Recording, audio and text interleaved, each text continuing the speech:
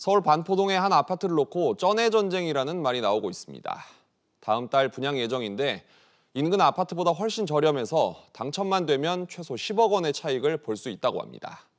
그런데 시세보다 저렴할 뿐이지 일단 분양가 자체가 높고 또 대출도 막혀 있어서 현금 부자만 잡을 수 있는 기회라는 지적이 나옵니다. 윤지혜 기자와 자세히 알아봅니다. 쩐해 전쟁이라는 말이 나오는 아파트 어디입니까? 네, 서초동 반포 원베일입니다. 예상 분양가는 3.3제곱미터, 그러니까 평당 약 5천만 원입니다. 네. 그런데 바로 옆에 아크로 리버파크 아파트의 경우 전용 면적 84제곱미터가 최근 38억 원대에 거래가 됐습니다. 그러니까 평당 1억 원 수준인 거죠. 원베일리가 평당 5천만 원이 더 싼 겁니다. 네. 한마디로 주변 시세 반값에 아파트를 분양받을 수 있는 겁니다. 이 때문에 20평대 아파트에 당첨되면 최소 10억 원의 시세 차익을 볼 수 있고 황제 아파트로 불리고 있습니다. 그런데 현금 부자가 아니면 엄두조차 낼 수 없다. 이런 얘기도 나오는데 이유가 뭡니까?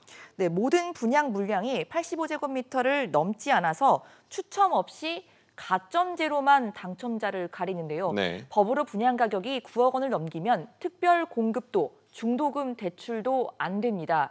결국은 현금 10억 원 이상을 갖고 청약 점수가 매우 높은 50대 이상만 당첨될 것으로 보입니다.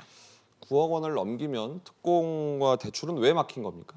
네, 먼저 국토부가 지난 2018년부터 분양가 9억 원 이상에 대해서 특공 제도를 없앴습니다.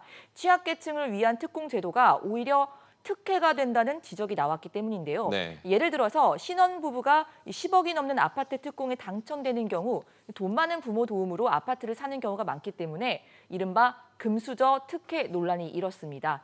중도금 대출 금지는 가계부채 급증과 일부 지역의 고분양가 문제 때문에 박근혜 정부 당시인 2016년에 도입이 됐습니다. 분양가를 낮춰서 숨통을 틔운다는 게 분양가 상한제 취지였는데 현실은 오히려 부자의 자산 증식을 돕고 있다. 이렇게 볼 수밖에 없는 건가요? 네, 원래 분양가 상한제의 취지는 이 무주택 서민의 내 집 마련을 저렴한 가격에 할 수 있도록 한 거죠.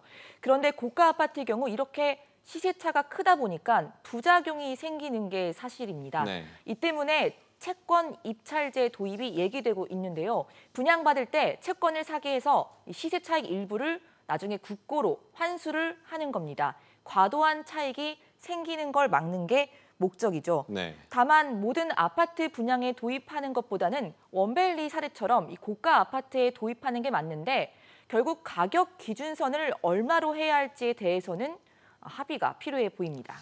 하지만 시세 차익이 발생하지 않은 상황에서 국가가 차익을 거두는 게 과연 맞느냐 이런 논란도 일 수 있겠군요. 잘 들었습니다.